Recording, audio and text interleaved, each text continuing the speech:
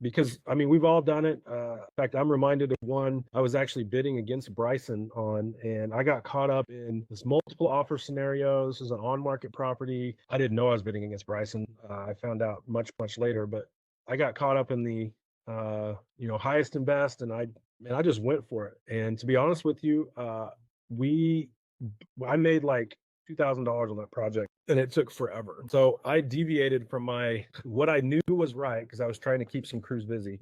And I just, I made a huge mistake. And so I want to help everyone avoid some of those mistakes, which is, getting good conversations with contractors and getting your rehabs dialed in. Moving away from and by all means, you guys can stop if you have questions. But moving away from the actual property condition itself, something else that's really super important as far as you're analyzing your properties is being able to evaluate neighborhoods. So let's just be honest, like any town, Wichita or any town in the country is going to have areas that are more favorable and areas that are less favorable. I don't know how else to say that. I'm be politically correct here, but there's just areas that investors know that they can make a good investment in and are going to be great flips or going to be really good buy and hold areas. And there's areas that are just war zones and they're not going to be good investments. Stay out of the war zone. There's very few people that can really dial in how to invest in really bad areas. You're going to have a whole host of headaches. Your stuff's going to get stolen. I mean, you're going to complicate your investing strategy a lot more if you're going to invest in areas that, one, don't have good appreciation, are, just high crime areas,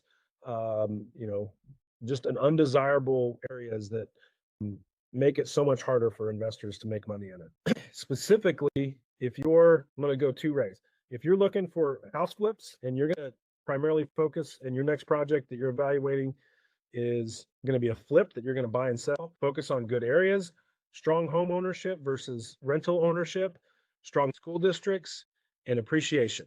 If you're going to focus on analyzing a deal in a rental neighborhood, focus on good blue collar neighborhoods, focus on good cash flow, focus on what that appraisal can come in at and how you can add value to the property to get a higher appraisal. So for instance, adding a bedroom or a bathroom that you can bump up and get a higher appraisal, capture your 80% loan to value, and come out really good on the project and good cash flow. And again, I'm avoiding high crime areas and terrible areas in both of those scenarios.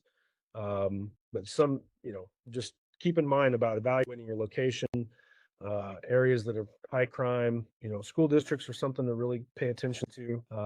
Yeah, I think it's all I had on my notes here. Anybody have any questions thus far? I got like 3 other points to go, and then I'm going to do a screen share here. So we talked about evaluating the actual condition of the house, the location of the house. Now you need to evaluate you. You need to evaluate your skill set, your bandwidth. You really need to pay attention to that because I've talked to some people last week that, and I think we've probably all done it. Like you just saying like you're bit off more than you could chew.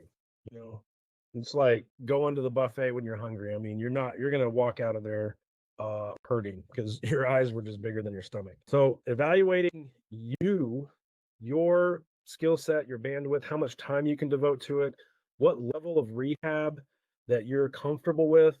And again, I talked to somebody last week in this group. They were looking at a property that they had no business looking at.